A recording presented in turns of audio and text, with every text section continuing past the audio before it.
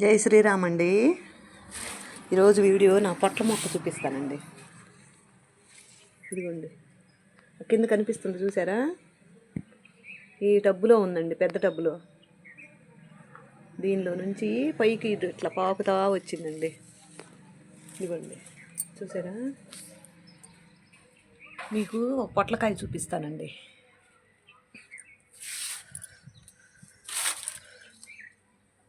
ఇదంతా అల్లుకొని వచ్చేసిందండి. ఇదిగోండి, ఇదంతా పురుగండి.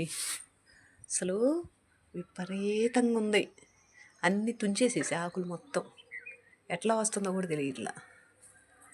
తెల్లారిసరికే ఇదిగోండి తినేసేస్తుంది ఆకులు మొత్తం. ఏం లేదు, అందుకని చూసినట్టు తుంపేసేసి పడేస్తున్నానండి. ఇదిగోండి, ఇదంతా మూడైపోయింది. కొంచెం ఇక్కడ కావాలా కాస్త అల్లుకుంది. ఇదిగోండి, ఇటువైపు అయితే ఈ కాయ చూడండి, చూసారా ఎంత పొడవు ఉందో చూడండి. ఇది కనీసం 3 అడుగుల పైనే ఉందండి. హైట్ లేదు, లావు చూసారా? ఇదిగోండి, నా చెయ్యికి సరిపోవటల్లా. ఇదిగో ఇక్కడ దాకా వచ్చి మిగిలిపోయినాయి ఏళ్ళు. 2 చేతులకు పట్టిద్దండి. ఇదిగో ఇక్కడ కూడా సరిపోవాలా. ఈ అడుగుని సరిపోయిందండి నా చెయ్యి. ఇదిగోండి, ఇక్కడ సరిపోయింది గుప్పిడ, ఇక్కడ సరిపోయింది. ఈ పైన కూడా సరిపోవట్లా. ఇదిగో చూడండి, ఇంత పెద్ద కాయ అండి.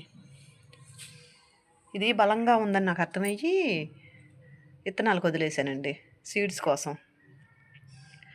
ఆ గోడ బయట ఉండేదండి.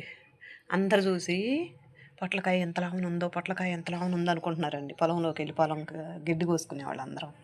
అందుకని దీన్ని అతి కష్టం మీద బలవంతంగా లోపలికి ఎక్కించానండి. ఇరక్కుండా లోపలేసాను. ఇదిగోండి,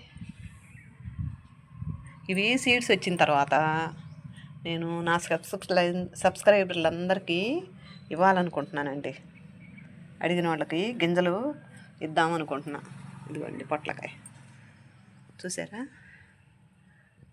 దీనికి పిందెలు ఉన్నాయండి, అటువైపు ఉన్నాయి, గోడ బయట ఉన్నాయండి. నాకు ఇదిగోండి పురుగు అన్నాను కదా, చూస్తారా?